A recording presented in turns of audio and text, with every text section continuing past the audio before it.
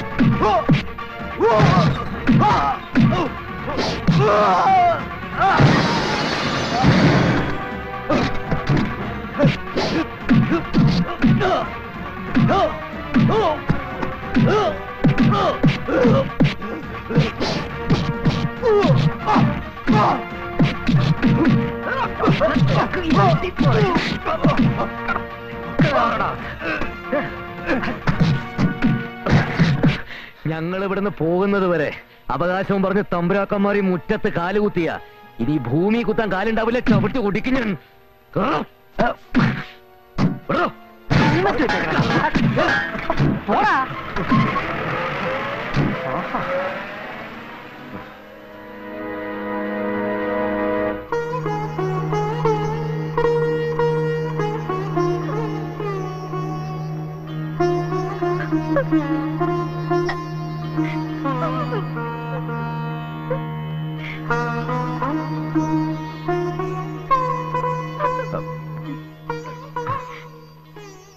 നന്ദിയുണ്ട്.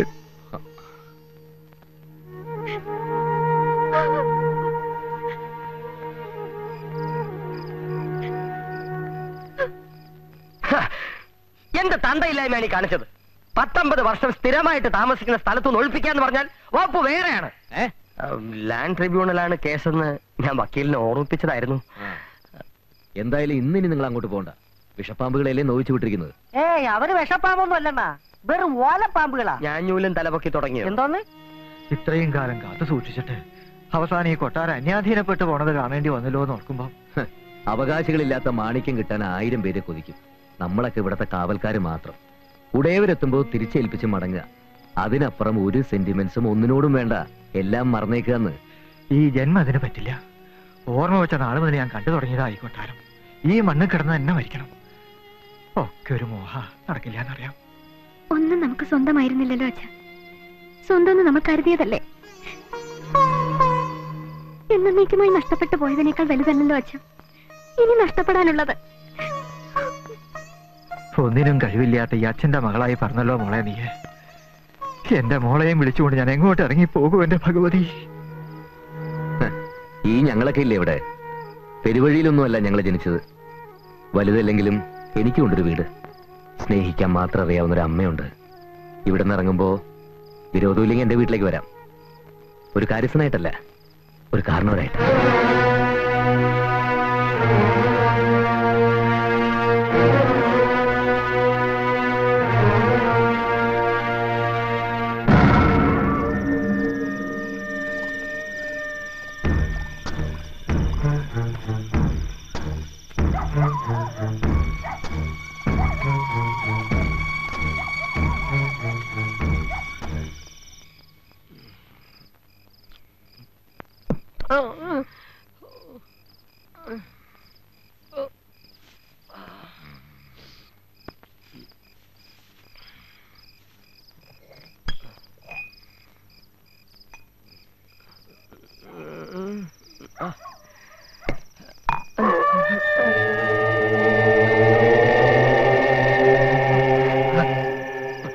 ആനന്ദ ആനന്ദ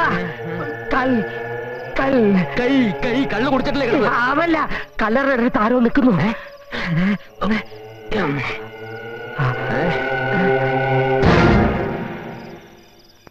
എവിടെ? അവിടെ നിൽക്കുന്ന ഞാൻ കണ്ടതാ. വെറുതെ കിട്ടുന്ന വെച്ച് മൂക്കറ്റം കയറ്റരുത്. കള്ളു കുടിച്ചിട്ട് പിച്ചും പെയ്യും പറയുന്നത്. ഇത് പിച്ചല്ല, പേയ്താൻ. ഇനി യക്ഷി വേഷം കളഞ്ഞിട്ട് ആ സാക്ഷി സദാനന്ദൻ യക്ഷന്റെ വേഷം കിട്ടിയതാണെങ്കിലോ?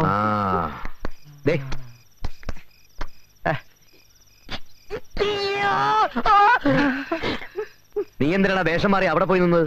ഞാനല്ല, അവിടെ ഒരു വെളുത്ത രൂപം. ഞാൻ പറഞ്ഞില്ലേ?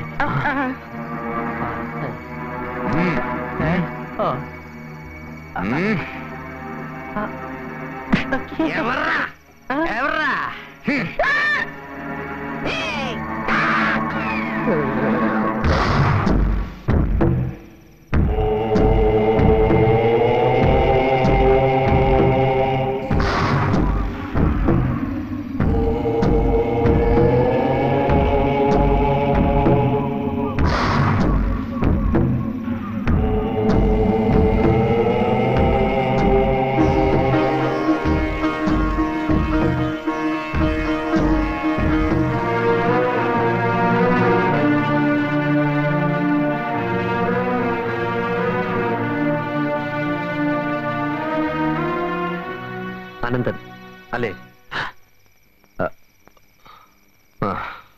ഞാൻ മോഹനവർമ്മ. നിങ്ങൾ മരിച്ചു എന്ന് കരുതിയ മോഹനവർമ്മ.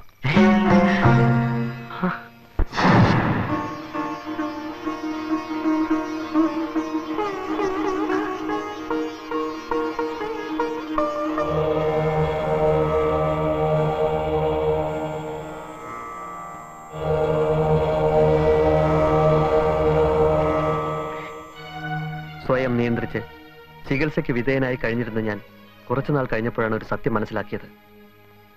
സ്നേഹം നടിച്ച് ഹോസ്പിറ്റലിൽ എന്നെ കാണാനെത്തിയ മഹാദേവ ഓർമ്മയുടെ നിർദ്ദേശമനുസരിച്ച് മരുന്നിനോടൊപ്പം എനിക്ക് തന്നിരുന്നത് മയക്കുമരുന്നുകൾ തന്നെയായിരുന്നു എന്ന്. അതറിഞ്ഞ ദിവസം ഞാൻ അവിടെ നിന്ന് ഒളിച്ചോടി.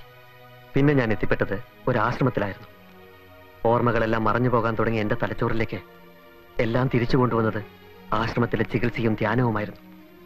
ഇപ്പോ നീ എനിക്ക് നഷ്ടപ്പെട്ടിട്ടില്ലെന്ന സന്തോഷം മാത്രമേ ബാക്കിയുള്ളൂ. നന്ദിയുണ്ട് ഇത്രയും കാലം എന്നെ കാത്തിരുന്നതിന്, പ്രാർത്ഥിച്ച് പ്രാർത്ഥിച്ച് എന്റെ ആയുസ് കൂട്ടി തന്നതിന്.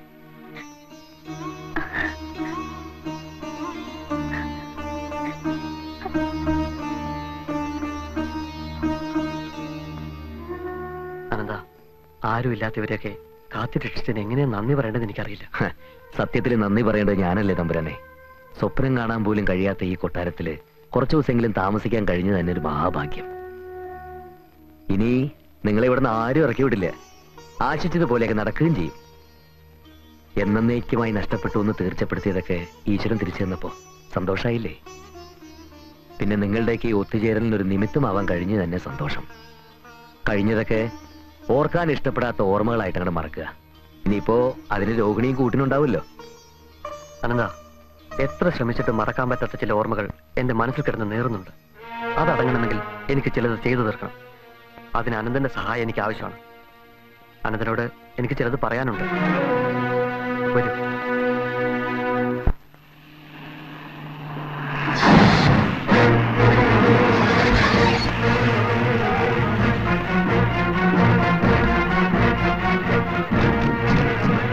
ഓഹോ, കാര്യസ്ഥൻ കേറി കേറി കൊട്ടാരത്തിലായോ പൊറുതി? ഇവനോടൊക്കെ എന്തിനാ സംസാരിക്കുന്നത്? വായേട്ടാ.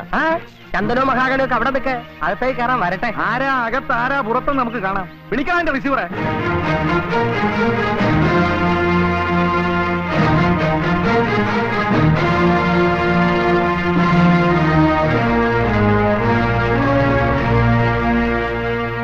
എടുത്ത് കൊടുക്കണോ കടലാസ്? റിസീവർ സാർ ശരിക്കൊന്ന് കാണട്ടെ. ഈ കൊട്ടാരത്തിന്റെ അവകാശികൾ എന്ന നിലയ്ക്ക് മഹാദേവർമ്മയ്ക്കും നന്ദനവർമ്മയ്ക്കും ഇതിനകത്ത് പ്രവേശിക്കാനും അനുഭവങ്ങൾ എടുക്കാനുള്ള കോർട്ട് ഓർഡർ. അതുമാത്രമല്ല, റിസീവർ ഭരണം ഏൽക്കുമ്പോൾ കൊട്ടാരത്തിലുണ്ടായിരുന്ന സാധനങ്ങളുടെ ലിസ്റ്റാണ്. റിസീവറുടെ സാന്നിധ്യത്തിൽ തന്നെ ഈ ലിസ്റ്റ് പ്രകാരമുള്ള സാധനങ്ങൾ ഉണ്ടോ എന്ന് ഞങ്ങൾക്ക് പരിശോധിക്കണം. ആവാം. അതിനു മുമ്പ് പുതിയ അവകാശികൾ ഒന്നറിഞ്ഞാൽ കൊള്ളാം. ഈ ലിസ്റ്റിൽ പെടാത്ത കൊട്ടാരത്തിൽ ഏറ്റവും വിലപ്പെട്ടതൊന്ന് നഷ്ടപ്പെട്ടിട്ടുണ്ട്. അതെന്താണെന്ന് അറിഞ്ഞിട്ട് പോരെ പരിശോധന? പക്ഷെ നിങ്ങളുടെ കർമ്മദോഷം കൊണ്ടും ഈ കൊട്ടാരത്തിന്റെ സുഹൃതം കൊണ്ടും അതിവിടെ തിരിച്ചെത്തി. കൊട്ടാരം വെട്ടിമുറിച്ച് പങ്കിട്ടെടുക്കുന്നതിന് മുമ്പ് അതെന്താണെന്ന് അവകാശികളൊന്ന് അറിഞ്ഞിരിക്കുന്നത് നല്ലതാ. Just a minute. Excuse me Raja brothers, ഈ കൊട്ടാരത്തിന്റെ അവകാശം നിങ്ങൾക്ക് കിട്ടിക്കഴിഞ്ഞാൽ എന്ത് ചെയ്യാനാണ് plan?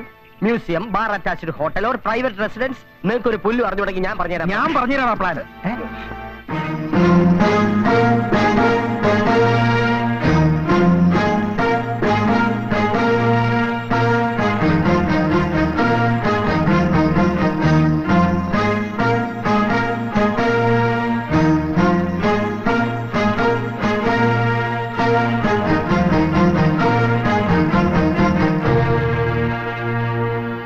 I am sorry, really sorry. ഞാൻ മരിച്ചിട്ടില്ല. നിങ്ങളെയൊക്കെ നിരാശപ്പെടുത്തേണ്ടി വന്നതിൽ എനിക്ക് ദുഃഖമുണ്ട്. കാലുകൾ തളരുന്നുണ്ടെങ്കിൽ തമ്പ്രാക്കന്മാർക്ക് അകത്തോട്ടിരിക്കാം. തൊണ്ട വരളുന്നുണ്ടെങ്കിൽ കുടിക്കാൻ കരിക്കും വെള്ളമോ സംഭാരമോ തരാം. ഒരുപാട് പേരെ വെള്ളം കുടിപ്പിച്ചതല്ലേ, അല്പം തൊണ്ട വരണ്ടാലും കുഴപ്പമില്ല, വരളട്ടെ. കൃത്യസമയത്ത് തന്നെ എത്തി. സന്തോഷമായി.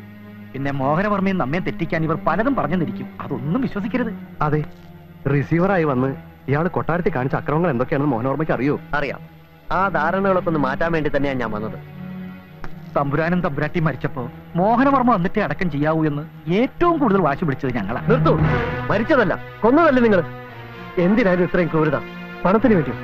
പ്രതാപത്തിന് വേണ്ടിയോ? പറയൂ. എന്നിട്ടിപ്പോ ഞാനും മരിച്ചു എന്ന് നിങ്ങളൊക്കെ വരുത്തി തീർത്തു അല്ലേ? ഈ കൊട്ടാരവും സ്വത്തും എല്ലാം നിങ്ങൾ എടുത്തോളൂ. പകരം നിങ്ങൾ കൊന്നു കളഞ്ഞ എന്റെ അച്ഛനമ്മയും തിരിച്ചു തരാമോ? മോഹനവർമ്മ, ഞാൻ ഒരക്ഷരം ശബ്ദിക്കരുത്.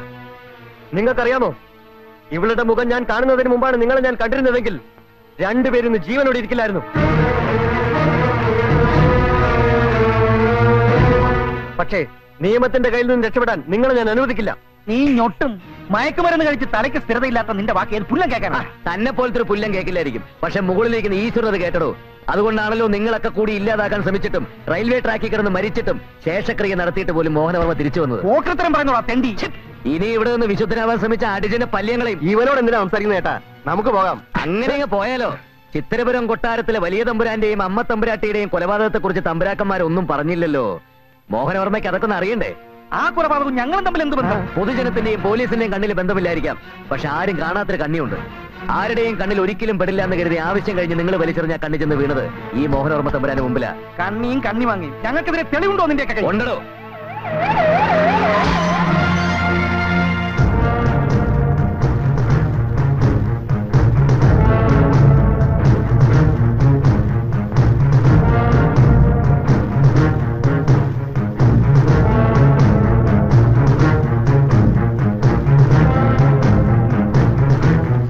Excuse me, sir. 1 second. Okay. രണ്ടുപേരും മറന്നു കാണില്ല അവനെ. 10-15 വർഷക്കാലം നിങ്ങളുടെ വിശ്വസ്തനും മനസാക്ഷി സൂക്ഷിപ്പുകാരനുമായിരുന്ന ഡ്രൈവർ വിശ്വനാഥൻ. യജമാനന്മാർ പറയുന്ന എന്തും എതിർവാക്കില്ലാതെ അനുസരിച്ചിരുന്ന വളർത്തു നായ. തമ്പുരാനെയും തമ്പുരാട്ടിയും കൊല്ലാൻ നിങ്ങൾ വലിയൊരു തുക വാഗ്ദാനം ചെയ്ത് ഇയാളെ കൊണ്ടത് ചെയ്യിച്ചില്ലേ? ഒടുവിൽ രക്തം പുരണ്ട കത്തിയും പേടിച്ചിരണ്ട മുഖവുമായിട്ട് ഇയാൾ വന്നപ്പോ നിങ്ങൾ ഇയാളെ പണം കൊടുക്കാതെ ചതിച്ചു. പണം കിട്ടണമെങ്കിൽ ബാംഗ്ലൂരിൽ ഹോസ്പിറ്റലിൽ കഴിയുന്ന മോഹനവർമ്മയെ കൂടി കൊല്ലാൻ നിങ്ങൾ ഇയാളെ നിർബന്ധിച്ചു. താൻ വഞ്ചിക്കപ്പെടുകയാണെന്ന് മനസ്സിലാക്കിയ വിശ്വനാഥൻ ഒടുവിൽ നാട് വിട്ടു. അല്ല ഞാൻ അല്ലേ വിശ്വനാഥ? അതെ, എന്റെ കുടുംബം തകർത്ത ദ്രോഹിയാണ് ഞാൻ. തമ്പുരാക്കന്മാർക്ക് ഇനിയും വേണോ തെളിവുകള്?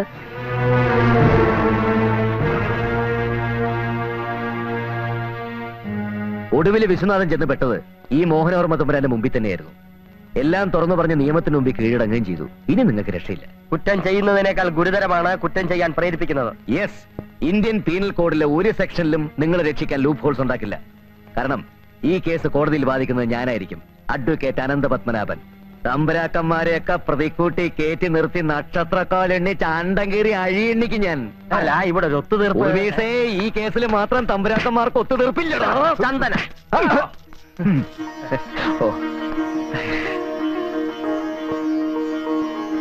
കുറച്ചു കാലം ഞാനിവിടെ ഇല്ലാതെ പോയത് കൊണ്ടാണ് നിങ്ങളുടെ കേസ് ഇത്രയും നീളാൻ കാരണം. നാട്ടുകാരെന്നെ ഒത്തുതീർപ്പ് വക്കീലെന്നൊക്കെ വിളിച്ച് കളിയാക്കുമെങ്കിലും ഇപ്പൊ നിങ്ങൾക്ക് മനസ്സിലായല്ലോ ഒത്തുതീർപ്പിന്റെ ഗുണം. അനന്താ, പത്മനാഭ, അനന്താ. കർത്താവേ, നമ്മൾ രക്ഷപ്പെട്ട് വക്കീലേ. മിനിമം 1 വർഷത്തേക്ക് ഞം സുഖം. എങ്ങനെ? അഡ്വക്കേറ്റ് അനന്ത പത്മനാഭനെ ശ്രീകൃഷ്ണപുരം കൊട്ടാരത്തിന്റെ റിസീവറായി സർക്കാർ നിയമിച്ചിരിക്കുന്നു. ഞാനുണ്ട് സ്വാമി.